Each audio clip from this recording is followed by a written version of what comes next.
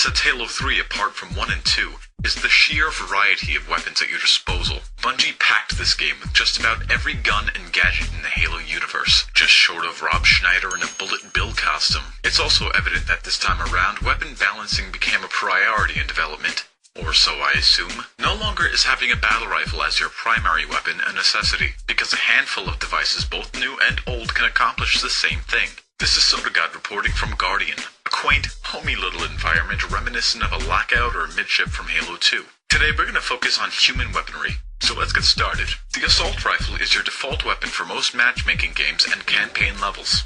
It does a decent amount of damage with a relatively small 32-round clip at close range.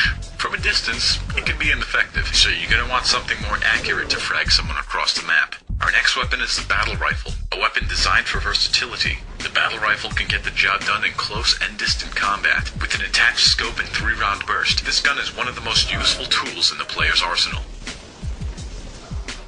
The SMG was your standard starting weapon in Halo 2. This time around, don't expect to see much of it. No longer does it sound like an automatic stapler. The SMG has a high rate of fire and a 60-round clip, so while it doesn't pack as big a punch as the assault rifle, the larger clip can be your blindly fill the screen with bullets insurance policy. Remember the Magnum from the first Halo? Remember how unreasonably awesome it was? Halo 3 keeps the Magnum exactly the same as it was, except the fact that it's become a piece of crap.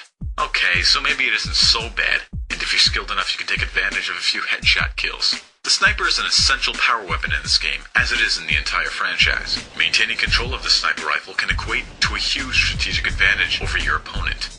2 body shots, 1 headshot, or 1 body shot followed by a headshot is all it takes to bring someone down. Pressing the right analog stick will activate a 5-time zoom, and again for a 10-time zoom. On larger maps, there is no substitute for the sniper rifle in your human arsenal. With one look at this gun's reticle, you know the shotgun was designed for point-blank carnage. It packs a tremendous punch and can be considered a power weapon in close quarters. Be aware of your remaining ammo because reloading the shotgun is not the most thrilling of experiences. Labeled Spunker for to spunk, the rocket launcher provides a nearly guaranteed 4 kills because after all, it's a rocket launcher. It launches rockets. It is easily one of the most effective and terrifying power weapons, but because ammo is scarce, the thrill can only last so long. New to the Halo franchise is the Spartan Laser. This anti-alien, anti-vehicle, anti-everything weapon can melt your face off. It's basically a face-melting machine. The missile pod and machine gun turret are 2 not-so-common power weapons and exclusive to Halo 3. If you're looking to release some bottled-up, raging hormones, I suggest tearing a machine gun off its tripod. The missile pod is another pleasantry, and with a funny name, but it does lock onto vehicles, placing this weapon in the anti-vehicle category. I suppose it fires missiles of a pod variety. The flamethrower is the rarest of human weapons, although quite powerful. Its range may be limited to a few feet, but its ability to clear out a tight area proves useful. Grenades play a rather big role in Halo combat. Easily accessible and thrown with the left trigger, grenades come in 4 types, 2 of which we'll look at now. The frag grenade is the most common in the game. Utilized mainly for its splash damage, the radius of shrapnel it emits can weaken or kill a small group of enemies.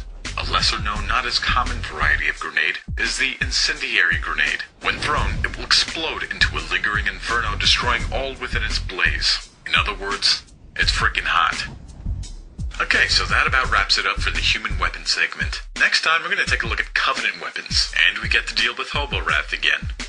What? I can tell you're very excited about that. Once again, this is Sodagod, and I'll see you on Machinima.com.